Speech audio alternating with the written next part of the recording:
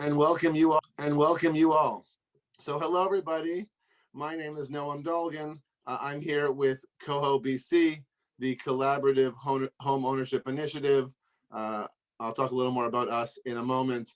And we're delighted to have with us today Vancouver City Councillor Christine Boyle, to talk about housing, to talk about present housing, future housing, and her visions, her challenges, and her knowledge around what's happening in terms of Vancouver housing, with an eye towards community, affordability, and just real housing for real people.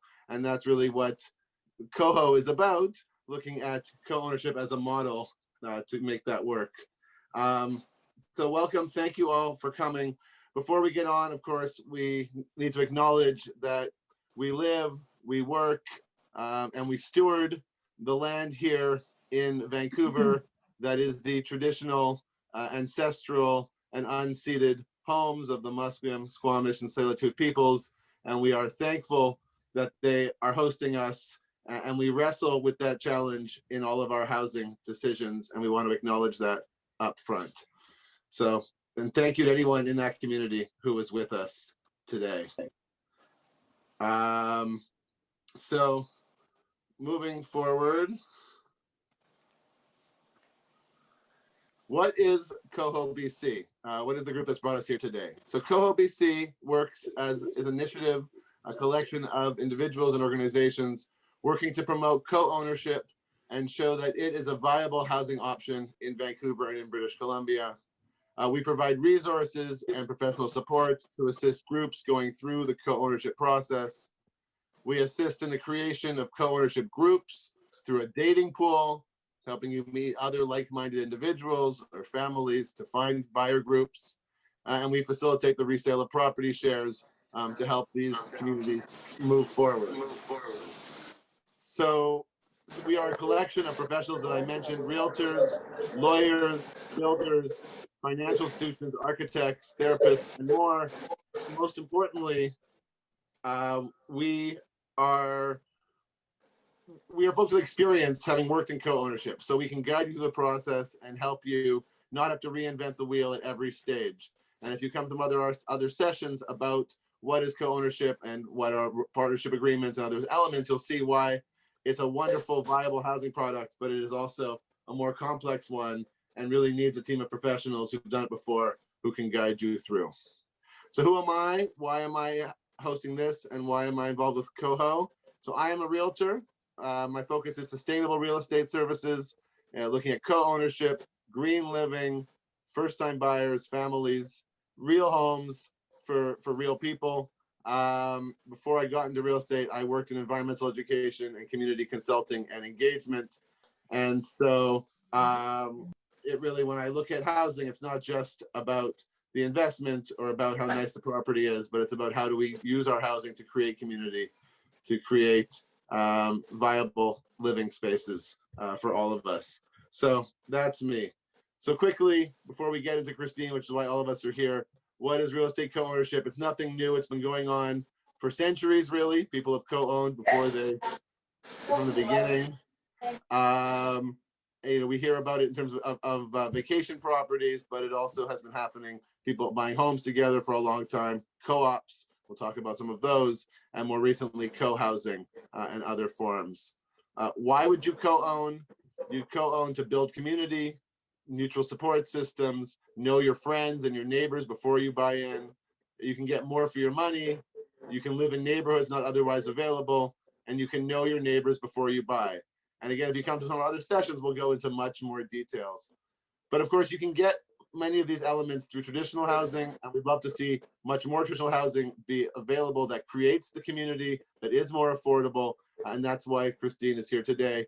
But for the moment, co-ownership becomes this hack, this opportunity to use what's available in the markets, the housing supply that's out there currently, to create that community and that affordability and that availability that doesn't otherwise exist in the strata market. Who co-owns? We mostly see this with intergenerational families, young families owning together, first-time home buyers buying together, downsizers and older adults wanting to live collectively, anyone in general who wants to live collectively for a variety of reasons, investors do it, and people who just think outside the box can really see the opportunity in this. Co-ownership takes many forms. Really depends on you, what you need, what the housing stock is and the neighborhoods you want and your price point, and what your partners that you can work with are looking at. The most common examples in Vancouver include a Vancouver Special, which is a housing form that has 2 living suites in it, so 2 families can share it. A main house with a laneway house that can be shared by 2 different families. Communal living, where 3 to 5 adults will share a house or a townhouse together, each have their own bedroom and bathroom, but share living room, kitchen, and dining room. And then multi-suited homes, often in Vancouver, older homes that have been converted to 3 to 5 suites. And so a number of adults or couples can share together. How much a share is up to you. Do you live collectively, or do you each have different suites on a shared property? Really, it's about your particular situation. There are many advantages. I've mentioned most of them already. Know your neighbors, get support, save money, get more space, share resources, higher quality of housing, housing in neighborhoods not otherwise available, or types of homes not otherwise available, like laneway homes, synergy with your partners, and sustainability, triple bottom line, social, fiscal, and environmental. There are some challenges, some downsides around financing and mortgage, around an exit strategy. And again, we go into much more detail on this in other sessions, and what happens if there are disagreements. And the big thing I'll just say right now is a good, well thought through partnership agreement, the hiring of a lawyer with lots of experience with these agreements and knows the questions to ask in advance can really eliminate 99% of the problems you might have down the road. So come to one of those sessions or view our videos on that, and you can get a good sense for what we mean about that. Moving forward, co-ownership is a hack, as I said, to create community, affordability, and sustainability. Ideally, the city would be full of community-oriented, environmentally sustainable housing options at a variety of levels of affordability. This includes co-housing. We can talk about what that is if you don't know. It's a collective community with shared common space and private space, and it is a stratified unit. There are 2 of them in Vancouver at the moment. Second one just opening right now, just waiting for its final occupancy. There are co-ops, rental co-ops, and ownership co-ops that have been in the city for a long time. We can talk about how to create missing middle, more rental, more subsidized rental, more supportive housing, community-oriented development in general, how our buildings can be more built and zoned to encourage, facilitate interaction of human beings. And ideally, of course, would love to put itself out of work, because there was so much great housing in the city and so many opportunities for everybody and so much community being built. But in the moment when our current stock is limited, this becomes an opportunity to create that, to create community, create affordability, to create neighborhoods that you couldn't otherwise get to. And so that's where we come in. But Christine, you're there on city council. You have the ability, or some ability, to try to push policies forward that create this stuff on a larger scale. So that's why we've asked you to come here today, and we're really delighted that you have. So we're going to move over in a moment to a series of questions that I've prepared to ask you, and encourage people, if they have questions, to submit their questions in the chat. I know a few things have come in the chat while I was giving my basic presentation. So, oh yeah, muting. I've now got everyone muted, I think, but apologies for that background noise for a bit there. So if you have questions yourself as we're going through this, please do put them in the chat. And at this moment, I will ask Christine Boyle to take a moment to introduce herself, to introduce One City.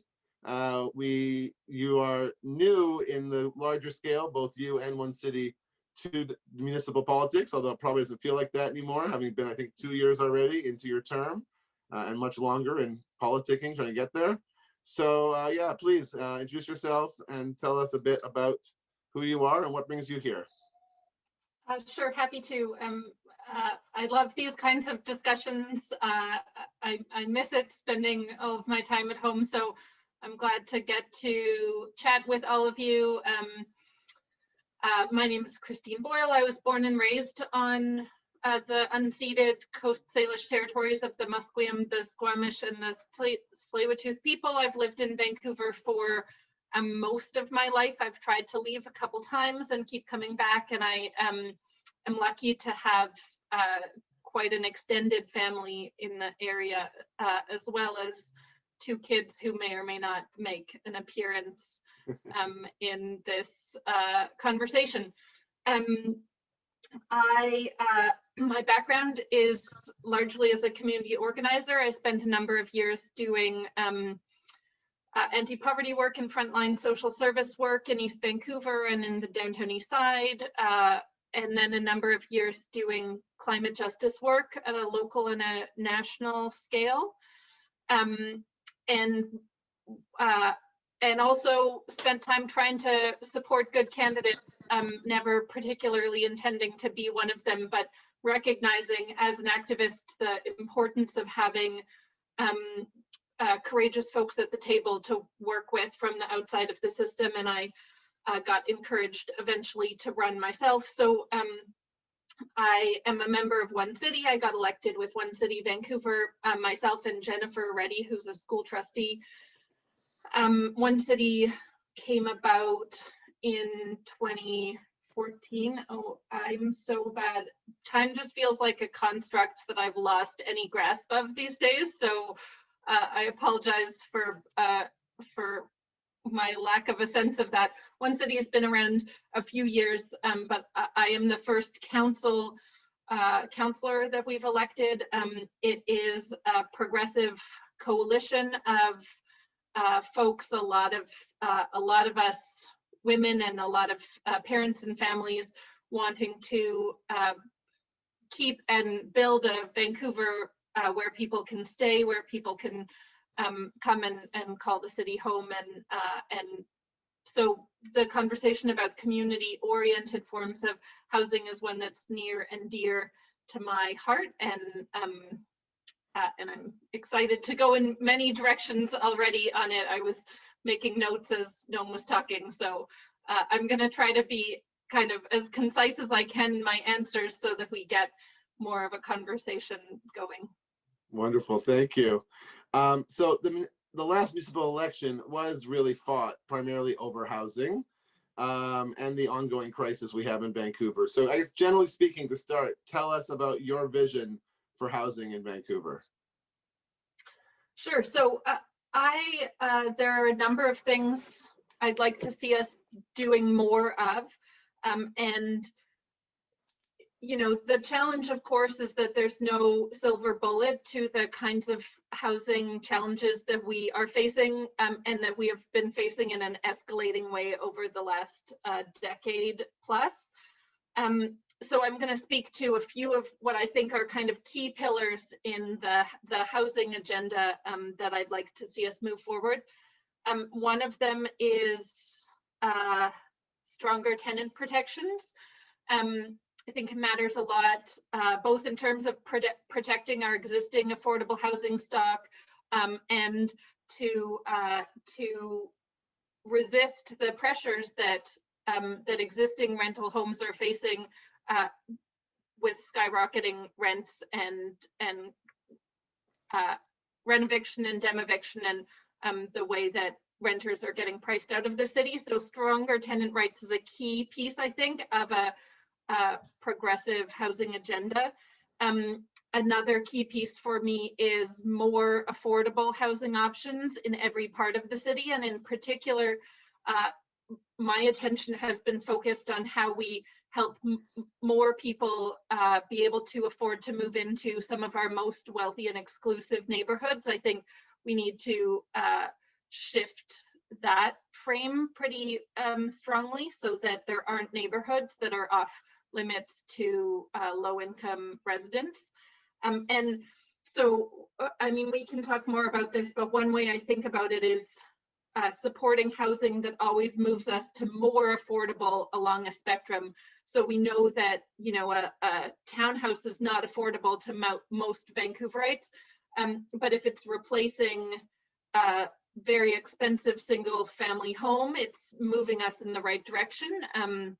So, I mean, that's been my sort of broad overarching principle on housing, though what I really spend my time fighting for is more non-market housing, co-op housing, housing, and particularly public and subsidized housing. So stronger tenant protections, and then ending exclusionary zoning. So more affordable housing options in every neighborhood, and particularly our most exclusive neighborhoods. Those are two key pieces for me of what needs to be our mix of tools that we have to address the housing crisis. Thank you.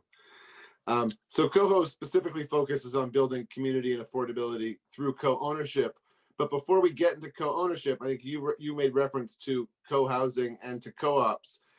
So what forms of community-centered housing do you see, and what can we do to enable them? What can we do to shorten development timelines, make access to land easier? This is a tiny little question for you. I know already I'm going like 4 directions. So, you know, I am delighted to see all of these creative ways that people are attempting to create some stability. You know, it's unfortunate that creativity is needed, but I'm glad to see all of these options being created. The co-op model of housing is sort of where my heart belongs, as someone who didn't get to grow up in co-op housing, and you know, I remember learning about its existence and never stopping being kind of in awe that it is there and that we don't do more of it. So that's sort of what brings me into this realm. I now have some friends who live in the co-housing project up by 33rd and Victoria, and also think it's incredible, you know, and recognize it's co-housing is kind of a cooperative market measure, and so it's still out of bounds for a lot of folks.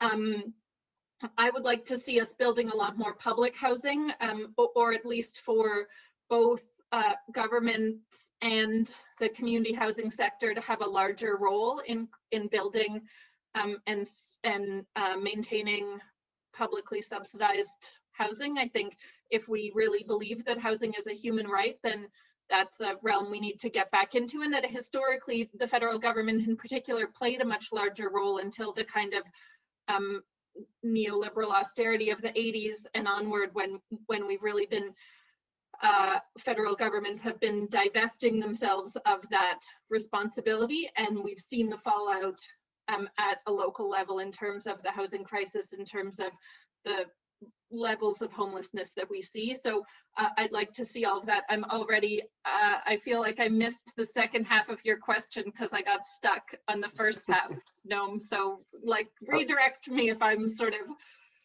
No, I mean, I guess is what can we be doing as a city to encourage more of this type of development? You know, one of the most significant tools that local governments have is around land use. And so we zone, we make decisions about what can be built where. In fact, when I first got elected, my son was 4 at the time. Somebody asked him what my job was, and he told them that my job was to tell the builders where they can build things. And it was one of those moments where you're sort of like, ouch, that's like painfully accurate in a sort of underappreciated way, but likely true. So zoning and land use is a key local government tool, and we should be using it more clearly to be supporting the kinds of housing that we want and need, and quite frankly we're not right now. So it's a lot easier in Vancouver to build condos than it is to build rental housing. It's easier to build a large single family mansion than it is to build co-ops or social housing in any part of the city. I think we need some pretty dramatic zoning changes to flip that script and be making it a lot easier to build social housing, a lot easier to build secure rental housing, a lot easier to build public and co-op housing, and quite frankly, to make it harder to build large and unaffordable mansions. I would be fine with seeing those types of environmentally harmful and luxury unaffordable houses have to go through a rezoning process, while social housing or co-op housing gets to skip that process and be built much more quickly. Now, that is a bold statement maybe for local government, because there are certain things that we kind of don't touch, and so that would take a big change. But I do think we need to shift pretty significantly what we prioritize and what we require public input for, and how that affects what actually gets built. Thank you. To those of you who are sending up questions and the like, thank you. We're going to take a look at them in a little bit, so hopefully they're not too immediately pressing. There's just, we got to go through a few more questions here, and then we'll see what's come in from the floor. You talked about kind of zoning and planning, so that's a good kind of bridge. So I guess the next questions, these are again just a little more general, but what is the city plan that we keep hearing about? How can it help us? And what is Making Home, this Kennedy Stewart initiative that we heard about for 5 or 6 homes, and what happened to it? Oh, great questions, which I'm going to try to be concise on again, because I see there's some really good questions in the chat too. So the citywide plan, the idea of the citywide plan was to have a larger city conversation about what we want the future of the city to look like, and particularly where we welcome new neighbors. You know, there is, I think, very rightfully frustration with the spot rezoning process, where we spend all this time on each individual project and we're not looking at the bigger picture. And so the hope of the citywide plan was that if we all step back and look at the bigger picture and make some decisions there, it makes for less vicious kind of individual fights on any one project. I will be frank and say I didn't run on a citywide plan in the election. I supported it when it came forward because it seemed to be important to a number of my council colleagues from other parties. I remain understanding of that big picture. I'm not sure that we're going to get what we wanted from it. I think we can all agree on some pretty nice sounding values at 10,000 feet, but when those values hit land values, when they hit zoning and neighborhoods, it still gets harder. And so, I'm hopeful it will bring good things about. I'm not sure that it's going to create the kinds of changes that we need, and I am additionally not sure it's going to create them in the timely way that we need it to. So I am sort of cautiously watching, is what I would say on the citywide plan at this point. And it is not the citywide rezoning that some people had hoped for, correct? It is not. No, it's like a citywide dialogue about the city. I think the idea is it would hit zoning down the road, but not in this term of government, which stretches out some pretty important decisions that I think, at least some of which I'd like to see us move on more quickly, including pre-approving, pre-zoning social and co-op housing in every neighborhood of the city, so that those projects don't need to jump through all of the hurdles and we can see more of them built more quickly.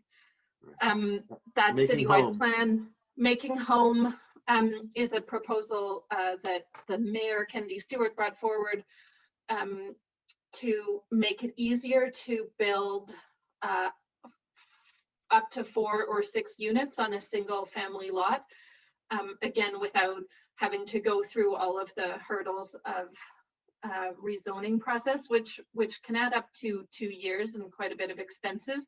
So the mayor proposed a pilot where we look at allowing 4 to 6 units on a property. My response to it was basically, sure, let's try it. I mean, it's a pilot. It's, I think, in the direction we need to go. There's an affordability requirement in it. So of 6 units, 1 of them would be non-market and maintained in some way to stay at moderate income levels. I was supportive. I don't think it will solve our whole problem. I don't think that any one approach, and quite frankly, I don't think any market approach is going to solve the problem on its own, but it seemed worth trying. I was alone with the mayor in thinking that it was worth trying. It got sort of punted into the citywide plan. So I think we'll hear back about it in July of this year, and we'll see if then council decides to move forward with it. But for now, you know, and I'll just say again, sort of to be frank, one of the challenges of the citywide plan is how many things we're sending into it rather than making decisions while planning. So we continue to throw good ideas into the citywide plan, and I worry it's kind of weighing down that plan while not making those decisions. But it should come back in July. There's some important housing decisions, sort of quick starts from the citywide plan coming back in July, and I hope that we will make some tangible decisions then. Good luck to you on that. Thank you. Stay tuned. So I'm going to move into co-ownership a little bit, and then we'll move back out. Co-ownership, as I've said, is kind of is an opportunity to take advantage of what's out there within the single-family zoning. But even the single-family zoning has limitations with regards to how it can be hacked easily, how it can be used for multiple families. I mean, we're allowed up to 3 living units generally on a property. Some zoning now allows for 4 with duplexes with lock-off suites. But there's still, for example, a bylaw on the book that limits housing to one family or 3 unrelated adults. So the first question I have for you is that bylaw enforced? Is there talk of repealing it? And should it concern groups of 4 adults who want to buy a home together, the city's going to come along and boot them out of their house? Yeah, so for folks who don't know about this bylaw, the history of it is that it was put in place to prevent brothels in the city. It is still in the books. It has not been enforced in decades. There is talk of repealing it every now and then, and largely my understanding is that the work required to repeal it is not, is not insignificant, and it's not being enforced. So in a situation where our staff have an incredible amount of work in front of them, it just hasn't been a priority to do the work of scrapping it from the books. But it is not enforced. I have lived with many other unrelated adults in housing situations before. It's not something folks should worry about. And it's true that our current exclusionary zoning in vast swaths of the city that just still allow single detached homes or duplexes limits a lot of options, more affordable options for families. So that is one of the upsides of something, a pilot like Making Home is allowing options that let more families live in the same building. We know that I have made a switch, or I have been trying to correct my own language around single family homes, because there are a lot of single detached homes in Vancouver that are multi-generational, particularly in big parts of South Vancouver. And so they're not single families, but they are still single detached homes, and there are limits to how many folks can share them, as you said, Noam. So creating more options on that front and making it smoother and easier is a good thing. I think I love the idea, in Vancouver, we have all of these Vancouver specials, which were sort of the standard working class home for a while. And I love the idea of there being a new Vancouver special that's a 4-plex or a 6-plex with a few different options, kind of easy options of what it looks like publicly available, that would make it easier for families, groups of families to build something like that and have a kind of updated, more community-oriented, more dense Vancouver Special 2.0. So I got a question specifically around kind of development, came in advance, and single families. Definitely there are opportunities under the current zoning, but there are limitations. There are limitations to ceiling heights and how easy it is to make the ground suite really a livable space. There's limitations to how big that suite can be compared to the regular house versus building it more like a duplex. There's limitations to how many doors you can have on the front of the house. So that, in combination with the question I got regarding kind of the development process, how complicated it is, especially as amateurs with kind of family properties or trying to do this on our own, to apply for permits and to maybe convert your home to a duplex, or to do, Frances Beulah of the Globe just put out a piece about trying to convert her home, give it heritage status, and put a coach house on the back. So I'm wondering what thought is being given or what advice you have to people who are trying to use the current zoning to build more integrated, more real space, more co-ownership or other versions of homes, and what's being done, what can be done to navigate that process. I mean, my first advice maybe is like lots of deep breaths and good sort of outlets for frustration. I know how hard it is. It's one of the reasons I like so much the idea I just mentioned of some sort of public blueprints that would make it easier for non-professionals, builders, for regular folks to be able to move forward if there were some clear pre-approved designs and you weren't starting from scratch on every project. That makes it a lot easier. And the city design guidelines are kind of bananas on a lot of these fronts. I mean, and I take a lot of opposition or I get a lot of heat for saying this sometimes, but like I just don't care that much what the slope of the roof is.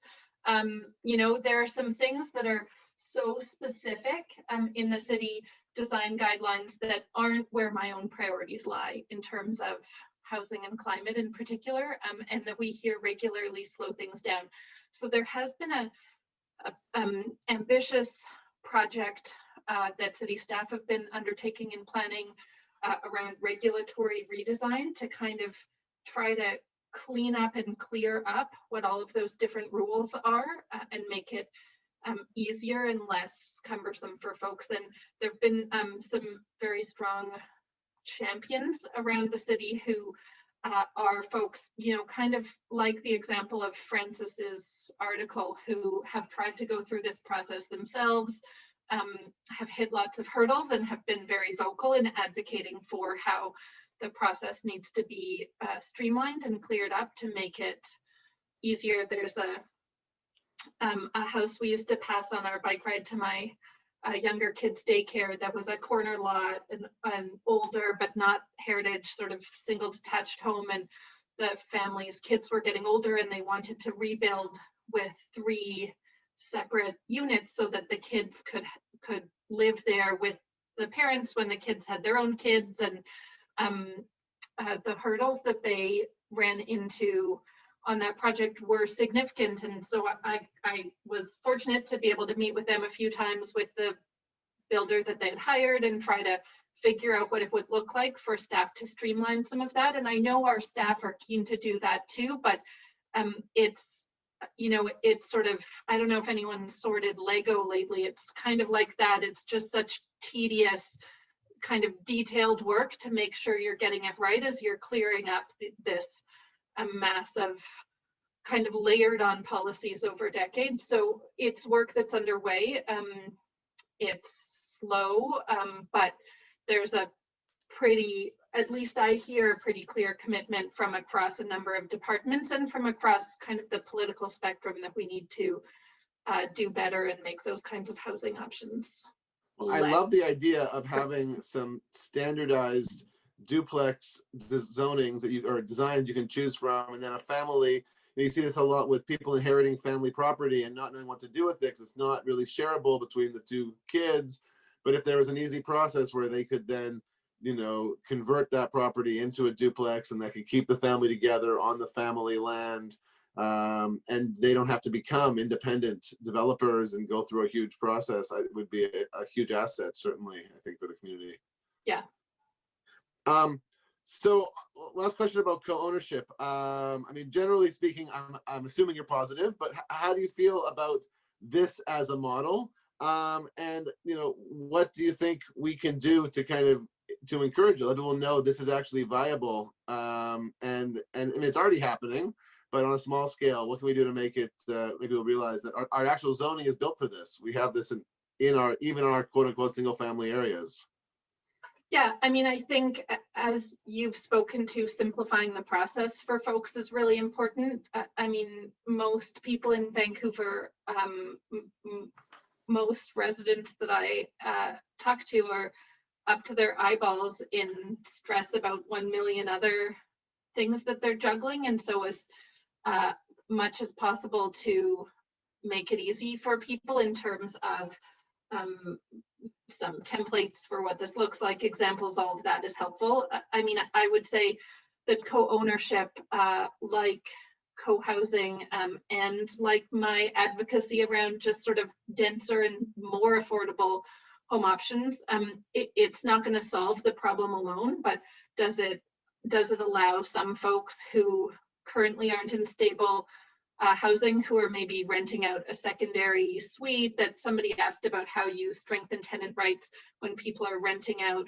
a condo or something. Like, that's often not secure rental housing because you're at the whim of someone else owning. So if a number of folks in those situations can purchase a place together and it gives you stability, that's an important step in the direction that I think we need to be moving. So on your end, simplifying that process for people is really important. And on our end, simplifying the building requirements to make it possible and livable for folks is important too. And I certainly yell and scream that. I'm happy to continue or graciously advocate for it, depending on the mood and the setting. We need that sort of thing at City Hall too, so that we're all moving in that direction. And then I do think it's true, and you would probably know more about this than me, that there are plenty of existing buildings where with some tweaks, co-ownership and co-living is possible. And I would like to see us building, a lot of our new builds are just new single detached homes in a lot of the city. And so where that's happening, I would much rather, if an older home is getting torn down anyway, that it get replaced with a sixplex and 6 families can call that home, instead of one multi-million-dollar family with a rental suite in the basement. So all of those pieces at the same time, I think, is where we need to go, and everybody kind of doing their piece of the advocacy in the larger puzzle is the moment we're in. So I lied before. One last question before we go to the chat, and that is that scanning the chat questions too, just so folks know. Yeah, now we're going over there next. The CMHC last year announced a shared ownership initiative where they were going to provide money to nonprofits, government institutions who would do a shared ownership, larger scale shared ownership project. They have this all over the UK, where you can buy at 25, 35% into a building, pay the rest in rent, and it's kind of a rent to own type model, but you can buy in at whatever level you are capable and build whatever equity you're capable. I'm wondering if there's been any talk about doing something like that with city-owned land, with trying to create a multi-level community with multiple levels of affordability through a shared ownership scheme. So I hear it talked about, it's certainly affordable home ownership is the term that I hear used, and it gets asked about at council. For city-owned land, our priority really has been a lower end of the affordability spectrum, and I think that's appropriate. So I would love to see schemes like that made possible and easier in other places, but for city land, I think it is the right approach for us to be focusing that housing with as much subsidy as possible on those who are struggling the most to stay housed, and that's been the priority for us, working with the community housing sector and BC Housing and others. Okay. So yeah, important, maybe not on that land, but in other places. Well, this is like the ongoing challenge, right? How do you address the bottom, the middle, Yeah, at the same time when you really need to address the bottom first? But it's, yeah. but they're related to each other. Yeah. And we're out there trying to make solutions on our own. Those of us in the middle, Yeah. I guess. So let's go to the chat. There's been a lot of really good questions coming up here. Should I just read through them in order they came in, or Christina, if you've been looking at them, do you have ones you want to jump on first? How about I just do a kind of run through of them and then we can come back. I'm just conscious of everybody's time. Somebody asked a question about how you can stop landlords from evicting people who are on welfare or evicted because of financial problems. And it's a Chrissy, that was me. I was the one that asked the question. I saw that, Paul. I just didn't know, you sent it to me privately, so I didn't know if you wanted me to name you, but it's a very important question. So, I mean, I think one of the key pieces on that front is about strengthening tenant protections and tenant rights. The city has been doing a bit of that work on our own. It's better and stronger if it happens at the provincial level, both because they have more sort of legally solid tools to be doing that, and also because evictions are happening around the province, and while I personally want to make sure that they're not happening in Vancouver, I also want people in Burnaby and northern BC to have the same. So it is really about strengthening the legal structures of tenant protections. Well, we definitely need it, Christine, because when the money wasn't there, we're coming out late. The landlords are evicting people regardless. Yeah, I mean, the other piece I'd say is that we absolutely need higher welfare and social assistance rates. The rates have been frozen for a decade, and it is unconscionable and certainly unlivable in Vancouver, but elsewhere across the province too. So that and stronger legal protections and tenant unions and tenant supports, I think, are really important as kind of outside advocates on that front too. I just want to make sure I get to a number of questions. Yeah, go ahead, Christine. We have a question here about the Vancouver Affordability Housing Endowment Fund. Can you explain what that is, how it's being used, and what are the next steps for it? Yeah, Vancouver Affordable Housing Endowment Fund is a project in the works still. So the city of Vancouver has a bunch of land that it owns in a property endowment fund, and some of that land, the city acquires land strategically for a number of different purposes.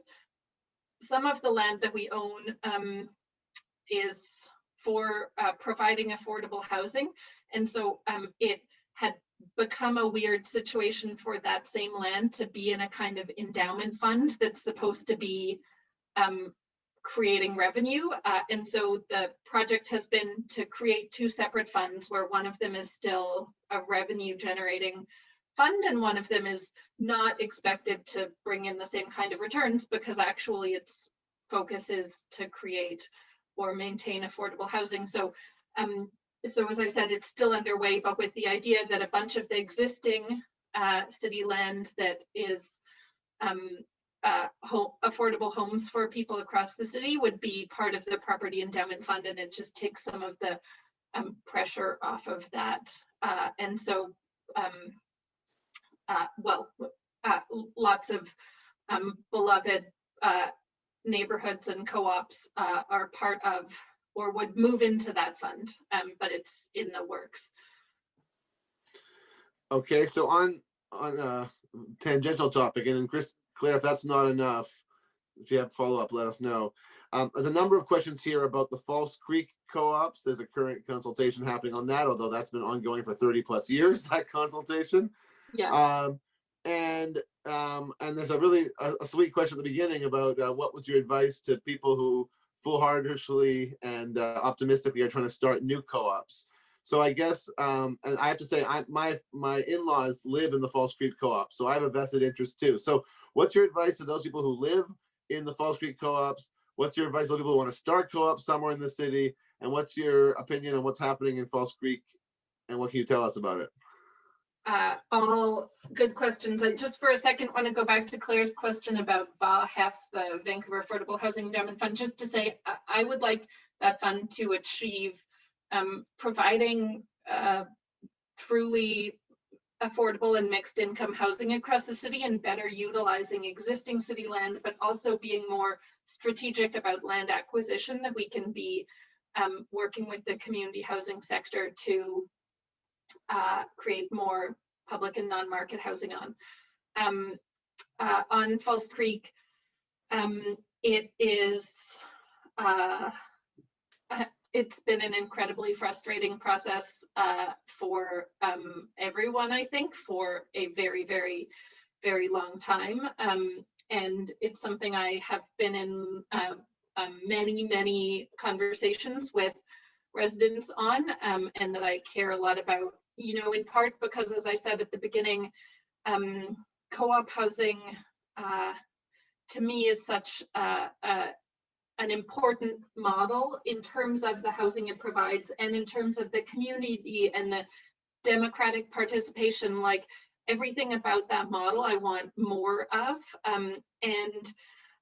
And one of the things that's great about it is that it's community oriented and not market oriented. And so it makes it a very hard fit to for the city in many of the ways it's currently structured, to have these conversations, to like figure out and create new processes that can value and appreciate all of the intangible and tangible benefits that housing like co-op housing provides. So there, you know, I think there's a lot of shared values and appreciation, and a lot of sticky details that have been hard. And then, you know, there's layers of complication. This council certainly has trouble getting on the same page about housing issues. That doesn't make it easier. It's not maybe an ideal council to be trying to resolve some of these long-standing and complicated issues on, but here we are. And this council too has some good shared values, but this is hard work, you know, and there are hard decisions about what the next 30 and 60 and 100 years look like in terms of those leases. So I would like to see that we protect existing co-ops, and that we build more co-ops on all of those lands. That is my dream. You know, I hear somebody asked Bashar, I think, as a low-income millennial newcomer to Vancouver, do I have a future? I think more co-op housing everywhere is part of how we welcome more millennials, more newcomers in Vancouver. I just think it's an option we need a lot more of for a lot more families. And so that is one of my hopes, is it's this balance, you know, it's the same same but different, as I often say on rental housing. We need to protect what's there, and then we need to build more of it in terms of co-ops. So the other part of the question was about folks looking at building new co-ops, and as people who are more expert than me in the field would say, a lot of the co-ops that we have now benefited from federal programs in the past that helped make it possible. Those don't exist anymore, as part of the federal government kind of getting itself out of the responsibility of housing, which I think was terrible. And I could go on for, but we're really missing those types of supports that help get co-ops up and running and allow them to really be mixed income in the way that is the model and provides so much of the richness of the community. So worth looking at. There have been a few that the city and the Community Land Trust and the Co-op Federation have created in the last number of years. So it's not impossible, but it is certainly harder territory now than it was in the 70s and when a lot of our beloved co-ops were built. And it's a policy fight worth having for folks who have the energy for it, because we really need the federal government to get back in to not just providing loans to developers for rental housing, but providing the kinds of programs they used to provide to help create new co-op housing. Wonderful. That could be like easily a whole nother 3-hour conversation that we have.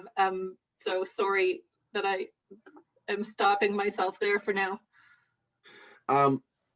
There's a very particular question here. Will you in one city support a cross-party effort to ban the quote-unquote single-family zoning in the city?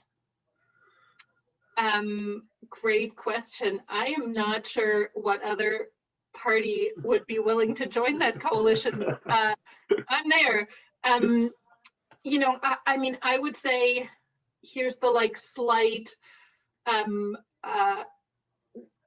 what's the word, compromise I'd be willing to make on that front.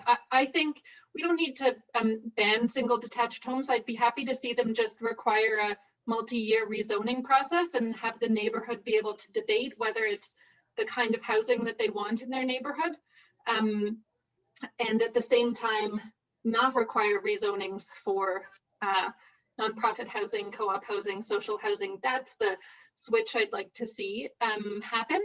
But like I said, I might be alone on this council in that particular piece.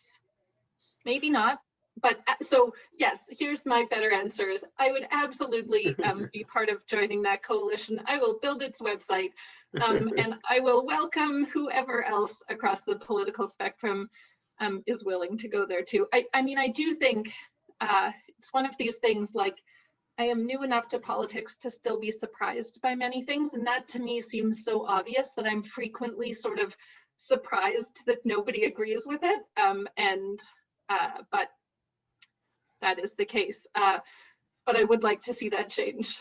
There's my final answer. So there's been a couple questions about rental controls and protecting rental space, both certainly in condos, and also an interesting point about a loophole in the vacant homes tax, whereas you have an apartment building with 20 units and one of them is filled, the building is not subject to the empty homes tax. So I guess what can be done to encourage, we're seeing a rise in vacancy rates finally in Vancouver after many, many years. And it's leading to a drop in rent of some degree, but not necessarily the level that people think they'd like to see or is reasonable or even, you know, needs to happen to fill some of these suites. So there's some concern they're sitting vacant, some of them waiting for high rents. So what can be done, I don't know, to encourage better rental controls, to encourage landlords to rent at a lower rent? I know this is also an issue with businesses, with small businesses, you know, somebody going under, but a lot of these storefronts, which would be taken up at a lower price point, are still being left vacant. Can you speak to that at all? I mean, that too, I could speak to for a whole evening and would love to hear more from folks. This past year, we tripled the empty homes tax in a hope that some of the properties where people were just paying it because it still seemed easier and cheaper than renting, that would help get some of those places back on the market. The loopholes are a persistent challenge.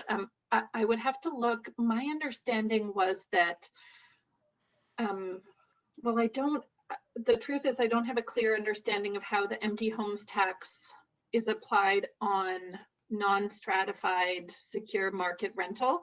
So maybe somebody has more information on that. I would be happy to hear it. I think Tamara might. That's my understanding, though. Is that if a building has one person living in it full time, it's considered occupied. There's no distinction for the number of units in a building because they're not stratified. So there's and the let me same take that. would be true in a single family, right? If you have, I mean, people have talked about the empty bedrooms tax. We don't need an empty homes, we need an empty bedrooms tax, right? If you have a basement suite that's not being used, it's just being used as a rec room or for guests once a year, is that, should there be additional taxes on you? Should we be requiring, downsizers or people who have these big homes, 2,000 square foot homes with one person in them, to be paying for that extra space? Yeah, I think it's there was so much political opposition to the empty homes tax when it first came in. And now I think that opposition has largely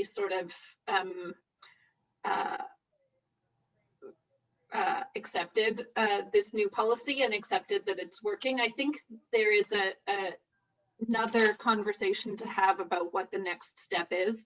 I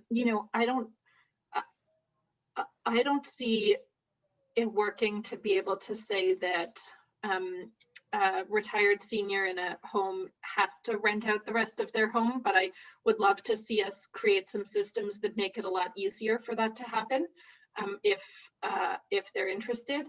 And the piece about renting out basements, like, it's such murky policy and legal territory, but I think it's very important, because so much of our rental stock right now is that kind of secondary stock. It's at the whim of whomever owns the property to decide if it's worth it for them to have tenants, and then the security of 10 years just not nearly as good as in secure market rental.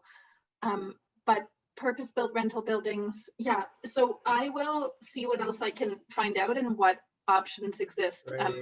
It hadn't been on my radar, and I am intrigued to see what we could find out. So that is one of the nerdy rabbit holes that I will go down now. Thank you. I floated a little while ago an idea of an empty storefront tax.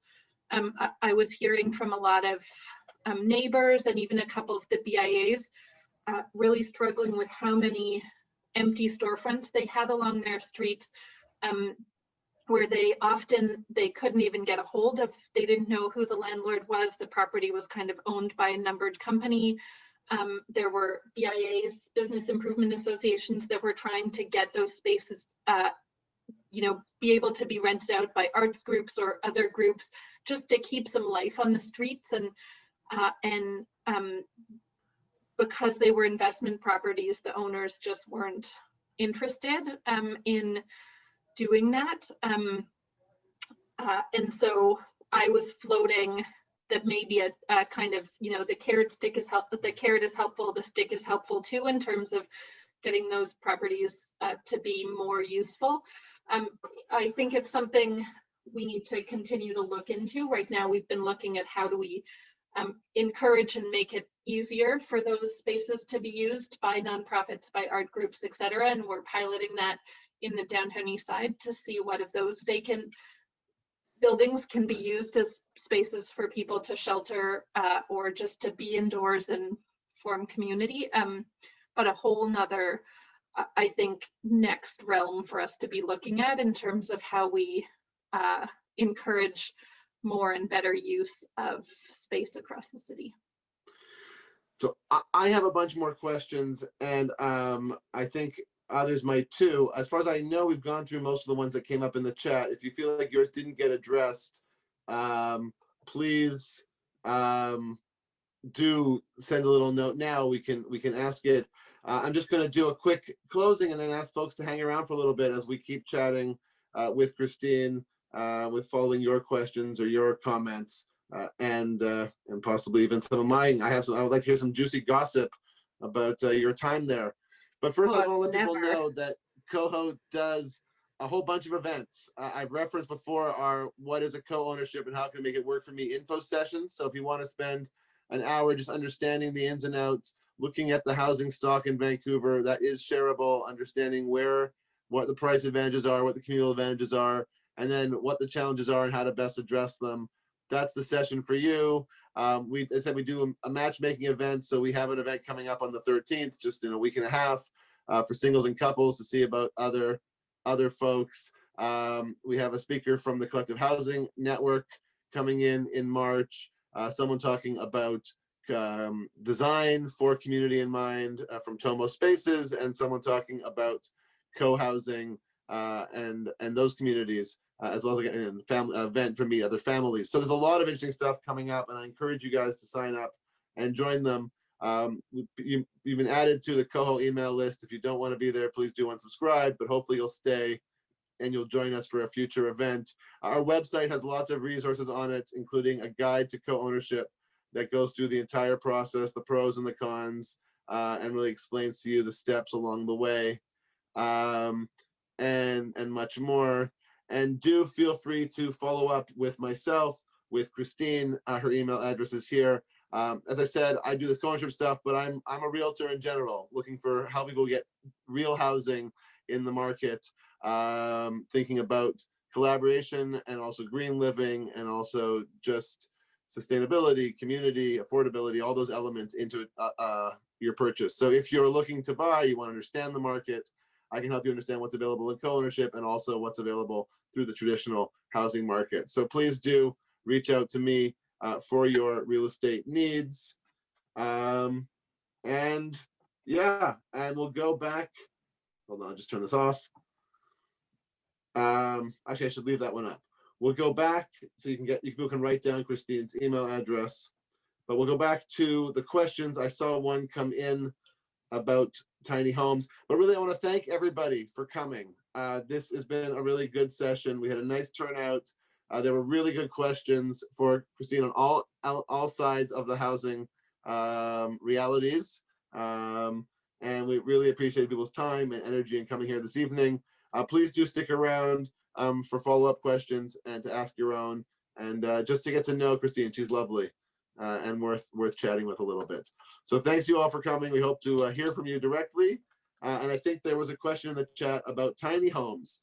The city does not currently allow tiny homes. They do not allow you to put a little house on the back of your property that's not properly affixed and totally energy efficient and under $300,000 to build, or closer to 400,000.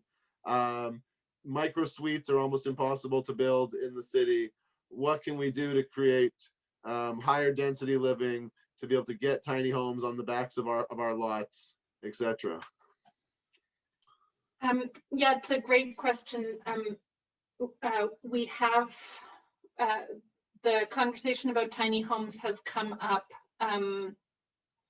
a few times at council, in part in terms of options in backyards, more so lately as options for short-term or transitional housing for folks who right now have no choice but to sleep outside, to be able to have a warmer and safer and more secure space. You know, it's an area where there are a ton of building and bylaw requirements. And, you know, I think the challenge is, like most things, it's a question of where we place our attention right now. And so some of the tension is that it would take a bunch of work just to kind of sort through all of that, to be able to make sure that even for people who are homeless and looking for any kind of better option, we still want to make sure that there are basic standards of safety and care there, in terms of electrical, in terms of ventilation, etc. And so there is some work to do there, and it is the same folks who are doing other work right now, looking at longer term, you know, buying, leasing, building more permanent and better quality housing for people that have separate washrooms, that have kitchen facilities and whatnot. And so it just ends up being the reality at City Hall right now is that it's a tension of where we're asking staff to focus that time, knowing we kind of need all of the above, particularly in terms of addressing homelessness in the city. So that's where that conversation is at, and it gets nudged along by council regularly because we want to see everything happen because the situation is so desperate for so many folks. And long term, people deserve a secure, self-contained space that really has, that has the basic necessities of a good and stable life. So I see Azine asked, does the city need to hire more staff? And yes, we could absolutely make use of more staff in this area, and we hash it out every year at the budget because more staff